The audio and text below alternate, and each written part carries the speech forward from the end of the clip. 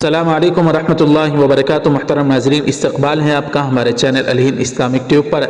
नाज़रीन इकराम, बाबरी मस्जिद की शहादत के बाद से फ़िरक़ा परस्त अनासिर के हौसले बुलंद हो चुके हैं। वो बार बार कभी मथुरा ईदगाह की बात करते हैं, तो अब बड़ी खबर आ रही है कि दिल्ली के कुतुब मीनार की मस्जिद क़ुव्वतुल इस्लाम के मुतालिक उनका दावा आया है कि वहाँ पर पहले मंदिर थी, इसलिए वो जगह उनके हवाले करने की मांग की जा रही है।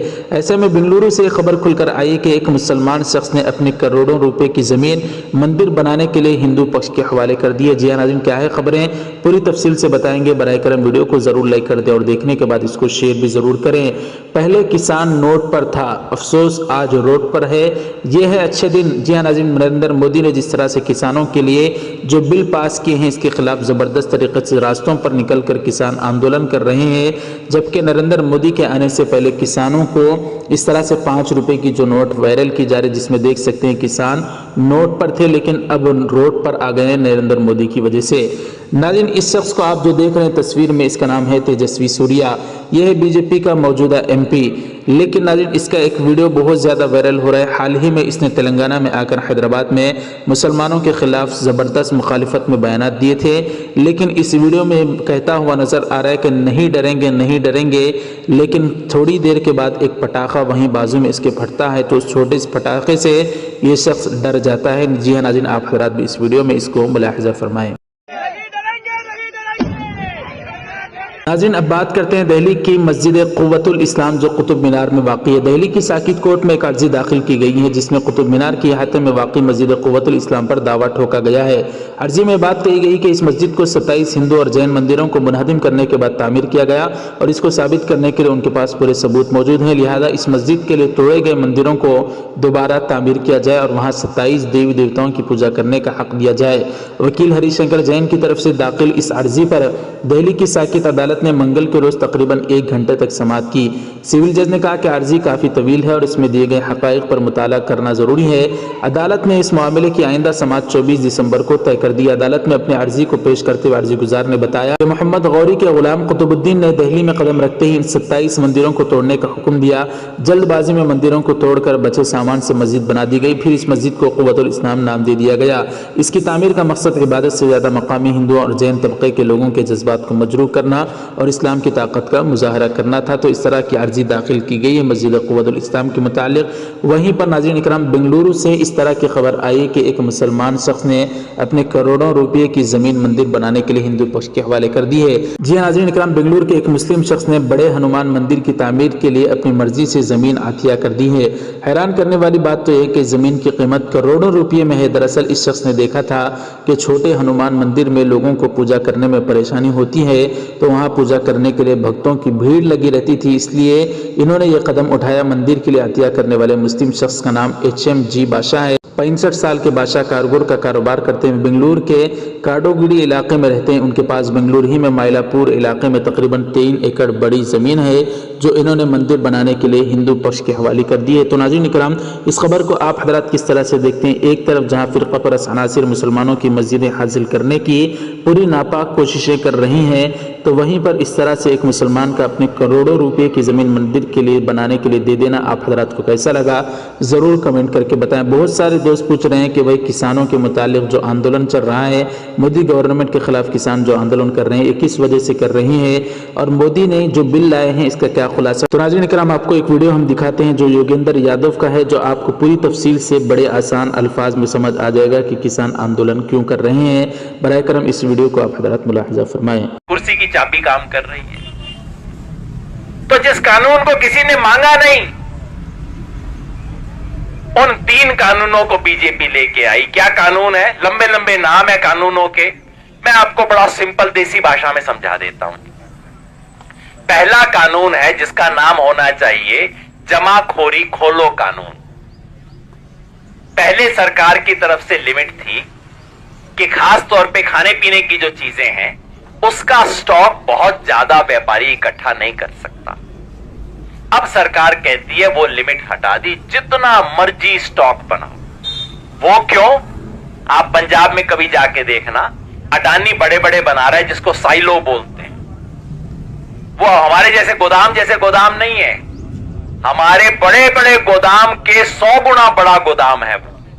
अडानी बना रहा है, पंजाब के अंदर शुरू हो गया है। तो सरकार ने वो लिमिट हटा दी है, चाहे जितना मर्जी गेहूं चावल दाल जितना मर्जी स्टॉक करो। नतीजा क्या होगा?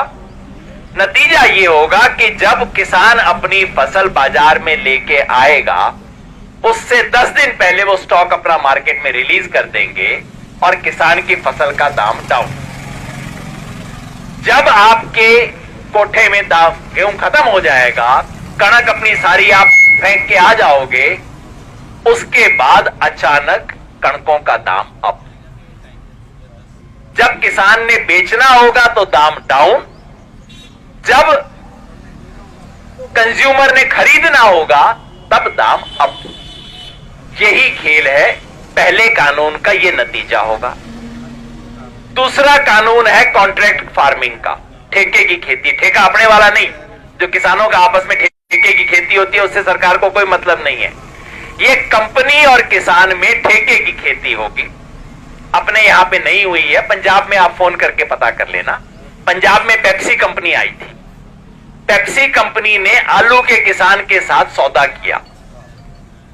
सौदा मान लो ये कर लिया भी 6 रुपए किलो तू आलू मेरे को दिया करेगा। पहले साल क्या हुआ, मंडी में आलू का दाम 10 रुपया। कंपनी किसान के पास आई डंडा लेके, तेने 6 रुपए का समझौता किया, निकाल आलू। सारा डंडे से कंपनी ने खरीदा, कॉन्ट्रैक्ट हुआ, तेरे को देना पड़ेगा। अगले साल क्या हुआ, अगले साल आलू का दाम मंडी में 4 रुपया हो गया। किसान अब कंपनी के पास गया, जी अपना तो 6 रुपए का सौदा हुआ था। कंपनी ने कहा तेरे आलू का साइज ही ठीक नहीं है, और तेरा आलू तो मीठा है, माल खराब है, 4 रुपए में देना है तो दे, नहीं तो चल। मन से नहीं बता रहा हूं, फोन करके पूछ लेना आप। मैं पटियाला मानसा घूम के आया था, यही हुआ है वहां किसानों के साथ। अब आप कहोगे जी कॉन्ट्रैक्ट था, कंपनी कहेगी ले जा अपना कॉन्ट्रैक्ट कर ले। कहां जाओगे? कानून कहता है पहली अपील एसडीएम के पास। वो कोई किसान एसडीएम के पास जा सकता है? दूसरी अपील डीएम के पास। अरे डीएम का तो चपरासी बाहर रोक लेगा मेरे को। कहां जाएगा, कैसे लागू करवाएगा? किसान बंधुआ हो जाएगा। ये दूसरा कानून है कॉन्ट्रैक्ट खेती का। मैं इसे कहता हूं बंधुआ किसान कानून। जैसे बंधुआ मजदूर होता है, किसान भी बंधुआ हो जाएगा। दूसरा कानून। तीसरा कानून है हमारी एपीएमसी की जो मंडी है, इसके बारे में। कानून क्या है? सरकारी अपनी एपीएमसी की मंडी है, मंडी के बाहर एक प्राइवेट मंडी और बनेगी। प्राइवेट मंडी कौन बनाएगा? आप बना सकते हो प्राइवेट मंडी? ना जी, लाखों के मालिक हो गए, लेकिन करोड़ों के बगैर काम नहीं चलता। प्राइवेट मंडी बनाने के लिए 100-200 करोड़ तो चाहिए। तो कौन बनाएगा? अंबानी बनाएगा, अडानी बनाएगा, प्राइवेट कंपनी होगी, अच्छा सा आलीशान ऑफिस होगा, एसी उसके अंदर फिट होगा, फिल्टर पानी मिलेगा। किसान जाके बैठेगा, वो कहेंगे सरदार जी चिंता ना करो, मार्केट में आपको मिल रहा है 1700, हम देंगे 1750। किसान वहां बेच आएगा। दूसरी फसल आएगी, जीरी की आएगी, फिर कंपनी कहेगी कि इस बार तो हम 25 रुपए फालतू दे रहे हैं, इसके अलावा आपको रिलायंस कंपनी का बोनस और मिलेगा, ये कूपन मिलेगा, वो कूपन मिलेगा। किसान फिर उस चक्कर में आ जाएगा।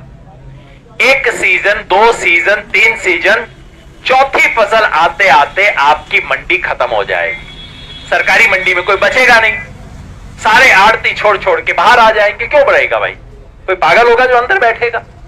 चौथे सीजन तक आपकी मंडी हो जाएगी खत्म, और फिर जब आप जाओगे रिलायंस वाली मंडी में, वो कहेगा जी अपना तो 1400 का रेट है, देख लो सरदार जी, करना है तो कर लो, नहीं तो कोई गल नहीं। उसके बाद आपके पास कोई रास्ता नहीं है। ये सारा वही खेल है, मेरे नौजवान साथी समझ रहे होंगे, जियो कंपनी ने जो खेल किया था। पहले तो जी मुफ्त में इंटरनेट फ्री, इतनी कॉलें फ्री, कोई चक्कर ही नहीं जी, ले लो जियो का कनेक्शन ले लो। बाद में जब सबको लग गई लत, अब कंपनी ने बढ़ा दिए रेट, अब कोई रास्ता नहीं। यही खेल होगा। कुल मिला के खेल कैसे मैं कहता हूं, इस कानून का नाम इन तमाम खबरों को नाज़रीन आप किस तरह से देखते हैं जरूर कमेंट करके बताएं। बराए करम वीडियो को जरूर लाइक कर दें, देखने के बाद इसको शेयर भी जरूर करें, चैनल को सब्सक्राइब फरमा कर बेल आइकन पर क्लिक करके ऑल पर क्लिक कर दें। जज़ाकल्लाह। अस्सलामु अलैकुम व रहमतुल्लाहि व बरकातुहू।